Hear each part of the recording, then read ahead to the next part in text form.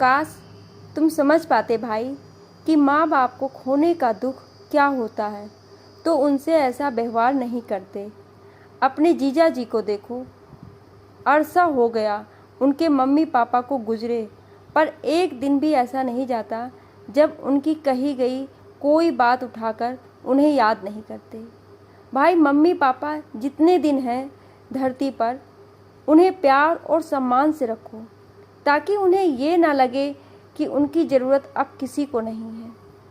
दीदी, दुनिया में सबसे आसान काम क्या है? दूसरे को नसीहत देना, जो आप कर रही हैं, क्योंकि आपने तो अपने सास ससुर के साथ समय गुजारा ही नहीं, जो आपको ये एहसास हो कि एक बहू को किन किन परिस्थितियों से गुजरना पड़ता है। तभी तो कनिका कहती भी है कि दूर बैठकर ज्ञान देना आसान है, एक बार मम्मी पापा को अपने साथ रख कर तो देखें। 2-3 महीने में फिर समझ में आएगा उनके साथ रहना कितना मुश्किल है। एक दादाजी थे, अभी तक कनिका उन्हें नहीं भूली, उनका स्वभाव ऐसा ही था। मानती हूँ कि मैं शादी के बाद उनके साथ 2-3 महीने कभी नहीं रही हूँ, क्योंकि मैं यहाँ आकर उतने दिन रह नहीं सकती और वो लोग मेरे पास वहाँ उतने दिन रहना नहीं चाहते। पर मेरे पास ज़्यादा दिन ना रहने के कारण भी तुम लोग ही हो मानिक। उन्हें तुम दोनों बच्चों की चिंता सताने लगती है।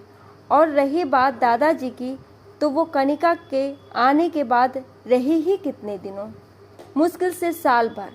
उस समय तक तो उसे मम्मी पापा भी उतने बुरे नहीं लगते थे। खैर चलो, मान लेती हूँ, अगर वो लोग 2-3 महीने मेरे पास रह गए और मैंने कोई शिकायत या परेशानी नहीं बताई, तो तुम मान लोगे ना कि तुम और कनिका गलत हो? मानिक को कोई जवाब न सूझता देख रत्ना फिर बोल उठी। मुझे पता है तब कनिका कहेगी बेटी के पास आराम से रहते होंगे, अपनी है ना तो परेशान नहीं करते होंगे उन्हें, उनके पास तो हंस बोल कर ही रहेंगे ना। बोलो, यही बात है ना मानिक? दीदी, मम्मी पापा गलत तो नहीं, तो कनिका भी गलत नहीं है, पर सच बताऊं, उनकी वजह से कभी कभी मुझे परेशानी हो जाती है, गुस्सा आ जाता है, जबकि मैं बहुत कम देर तक घर पर रहता हूँ। तो तुम सोचो, कनिका के 24 घंटे उनके साथ होती है। तुम कहती हो वो हमारे और बच्चों की वजह से 10 दिन में ही तुम्हारे पास से आ जाते हैं, पर बच्चों से तो कभी कभी हंस बोल भी लेते हैं वह, पर मुझसे ज़रूरतें आने पर और कनिका से तो जब बहुत ज़रूरी हो तभी बात करते हैं। बताओ, वो नौकरानी है क्या? और इस हालात में मैं अपनी पत्नी को परेशानी नहीं समझूंगा तो कौन समझेगा? एक बार मम्मी पापा की भी तो परेशानियां पूछ लिया करो भाई। जिस तरह तुम इकलौते पति हो, वैसे ही इकलौते बेटे भी तो हो। रत्ना का मन किया बोल दे, पर चुप रह गई, सोच कर कि मानिक की आंखों पर जो पर्दा चढ़ा है पत्नी की बातों का, वो शायद किसी तर्क वितर्क से ना उतरे, क्योंकि ऐसे भी एक कहावत है, इंसान की कीमत मरने पर और सामान की कीमत खोने पर ही पता चलती है। तो क्या? नहीं नहीं, भगवान करे मानिक और कनिका को पहले ही एहसास हो जाए और बाद में पश्चाताप से ना गुजरना पड़े। कनिका जब शादी करके आई तो 3 बुजुर्ग थे घर पर, पापा, मम्मी और दादाजी। दादाजी उस उम्र में भी काफ़ी एक्टिव थे। नई नई पोते की बहू आई थी तो खूब लाड़ जताते और बाहर से जब भी आते कुछ ना कुछ लेकर आते। बहू नॉनवेज खाती थी, जबकि मम्मी पापा देखना भी नहीं पसंद करते थे, तो दादाजी चुरा कर डिब्बा लाकर बहू को दे देते और चुपचाप खा लेने को कहते।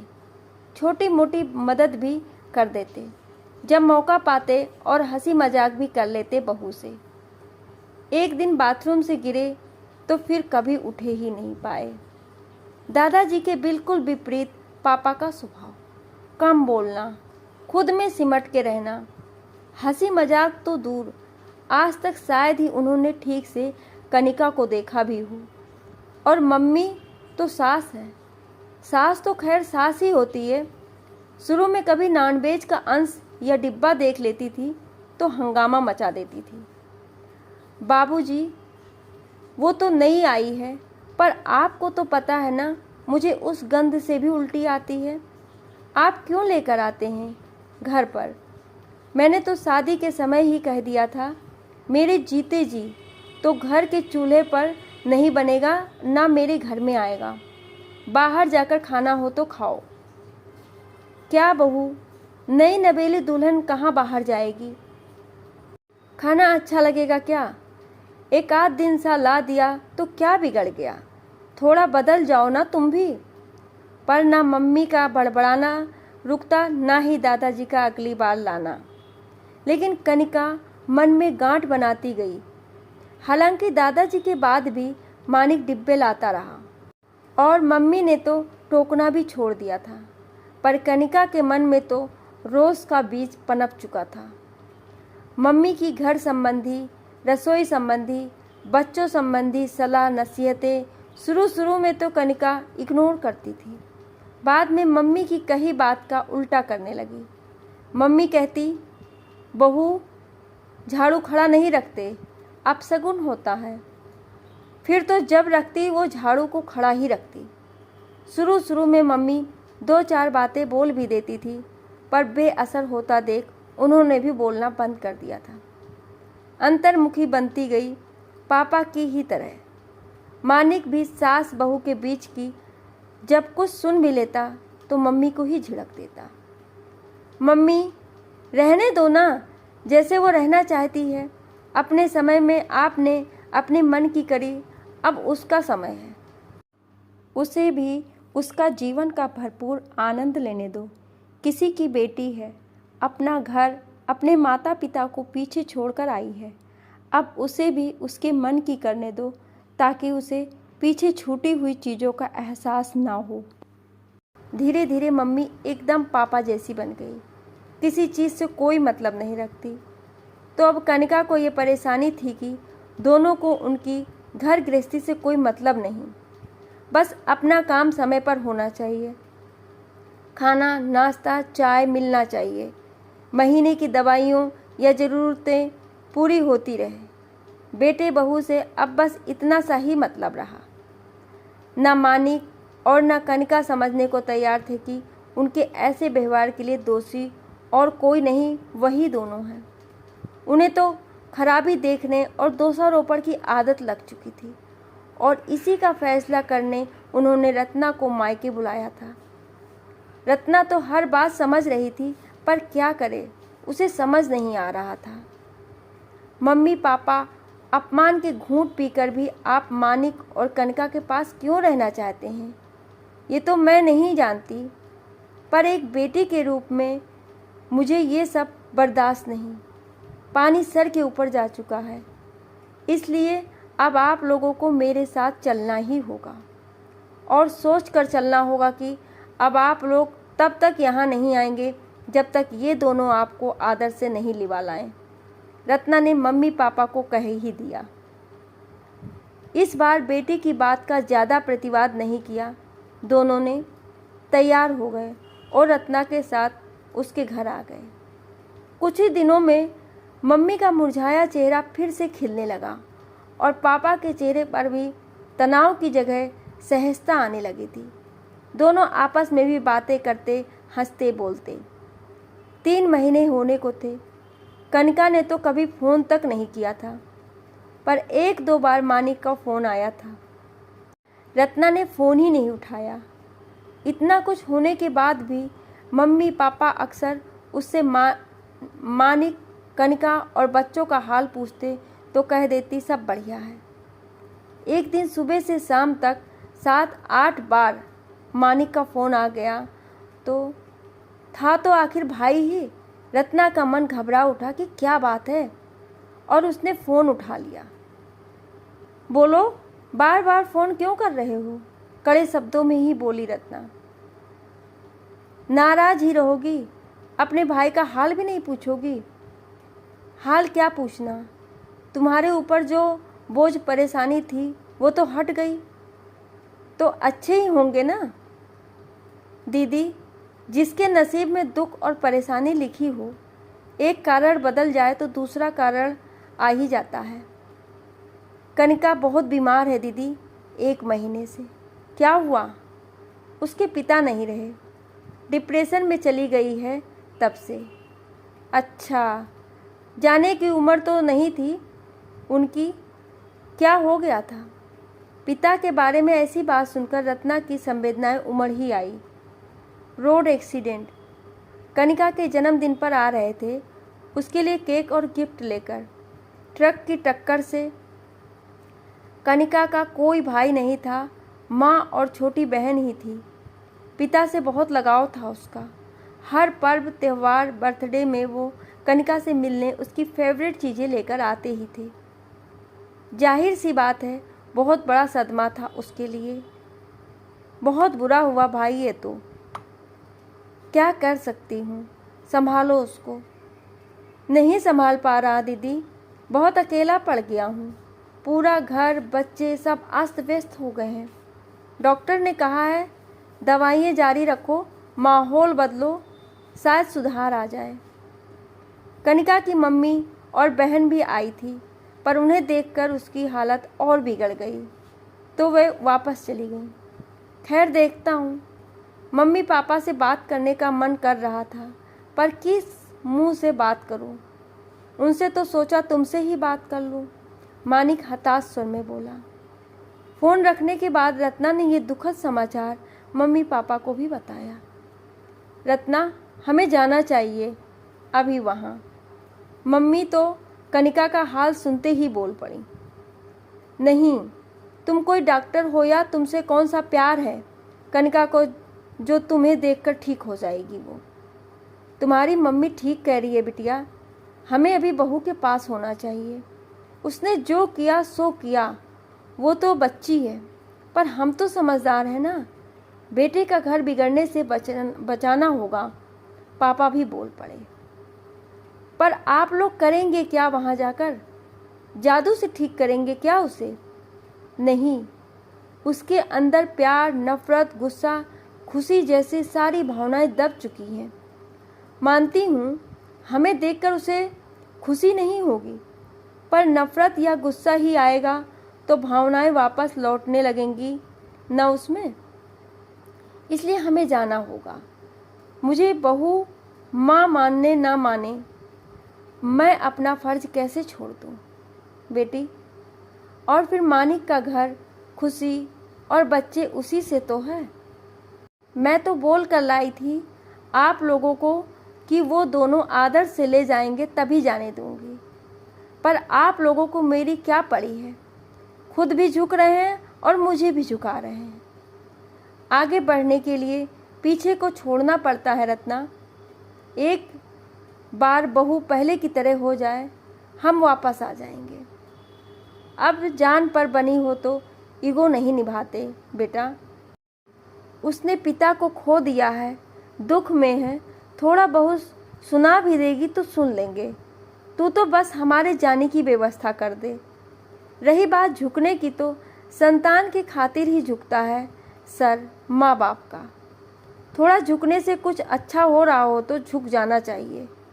वैसे भी बच्चे अपनी जिम्मेदारी से भाग सकते हैं, पर माँ बाप की जिम्मेदारियाँ कभी खत्म नहीं होंगी, ना होनी चाहिए। रत्ना उन्हें भेजने की तैयारी में लग गई, पर जाने क्यों उसका मन कह रहा था इस बार उसकी पंचायत की ज़रूरत नहीं पड़ेगी।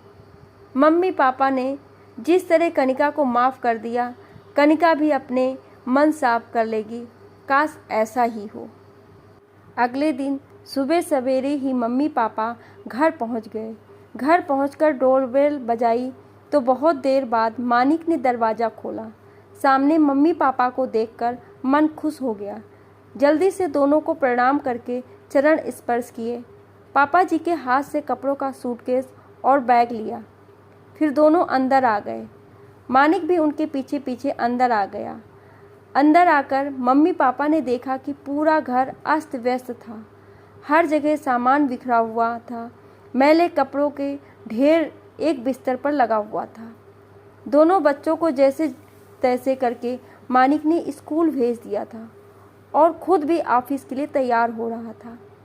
पापा मम्मी को देखकर उसकी जान में जान आ गई थी।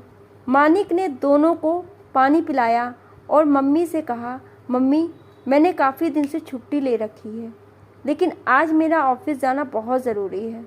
अच्छा हुआ आप दोनों आ गए, अब मैं निश्चिंत होकर ऑफिस जा सकूँगा।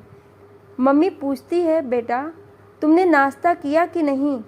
तो मानिक कहता है कि नहीं मम्मी, मैंने बस बच्चों को दूध और ब्रेड दे दिया था।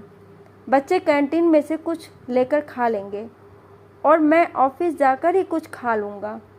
लंच भी ऑफिस में ही कर लूँगा। आप बस कनिका का ध्यान रखिएगा। तो मम्मी कहती है, बेटा थोड़ी देर रुक जा, मैं तेरे लिए नाश्ता बना देती हूँ। तो मानिक कहता है, मम्मी आप रहने दीजिए, आप वैसे ही थक हार कर सफ़र से आए हैं, अभी आप आराम कीजिए। आप कहे तो मैं आपके लिए बाहर से नाश्ता ले आता हूँ। तो पापा मम्मी दोनों मानिक को मना कर देते हैं। मानिक ऑफिस के लिए निकल जाता है। मम्मी कनिका के कमरे में जाती हैं तो देखती हैं कनिका अपने बिस्तर पर लेटी हुई अपनी छत को एकटक निहार रही है।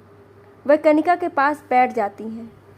कनिका पर पहले तो कोई असर नहीं हुआ।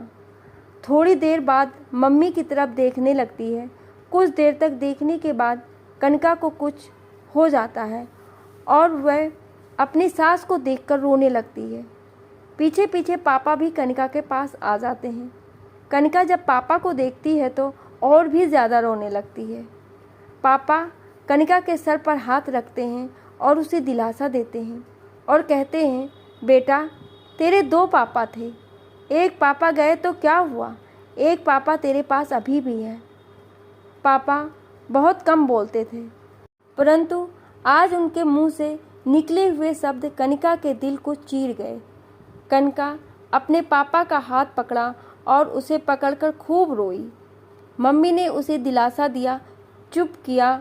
दोनों ने उसे इतने प्यार से समझाया कि वह काफ़ी शांत हो गई। वह उसे कमरे से उठाकर बाहर आंगन में लेकर आई, उसे आंगन में बिठाया। फिर मम्मी उसके लिए अंदर से कपड़े लाई और उसे नहाने के लिए भेज दिया। नहाने के बाद कनिका को काफ़ी अच्छा महसूस हो रहा था। इतने में कनिका नहा कर आई तो मम्मी ने नाश्ता तैयार कर दिया। तीनों ने मिलकर नाश्ता किया। आज पता नहीं कितने दिनों बाद कनिका ने पेट भर के नाश्ता किया था। मम्मी पापा के आने से उसमें जान सी आ गई थी। उसे ऐसा लग रहा था कि मेरे पापा वापस आ गए हैं। कनिका की शादी को 10 साल हो चुके थे। लंबे समय तक जब हम किसी के साथ रह रहे होते हैं तो नाराज़गी चाहे कितनी भी हो, परंतु एक लगाव भी पैदा हो जाता है। नाराज़गी थी वही होती है जहाँ ज़्यादा प्यार होता है। परिवार के बीच रहकर चाहे हमारे अंदर किसी के लिए कितनी भी नाराज़गी हो, परंतु परिवार में जब किसी के ऊपर संकट आ जाता है तो सब एक हो जाते हैं। कनिका को मम्मी पापा के आने से काफ़ी सहारा लगा था। मम्मी सारे घर को समेट दी है और अच्छी तरह से सफाई करती हैं। फिर दोपहर का खाना बनाती हैं। तीनों साथ मिलकर खाना खाते हैं। कुछ घंटों में ही कनिका की काफ़ी तबीयत बेहतर हो चुकी थी। कनिका अब मम्मी पापा से अपने पापा की बातें भी बताने लगती है और कभी मुस्कुराती है, फिर एक पल को रोने लगती। मम्मी उसे सीने से लगा लेती थी। बच्चे भी स्कूल से आ जाते थे। अपनी माँ को हंसता बोलता देख और दादा दादी को देख बच्चे भी खुश हो गए।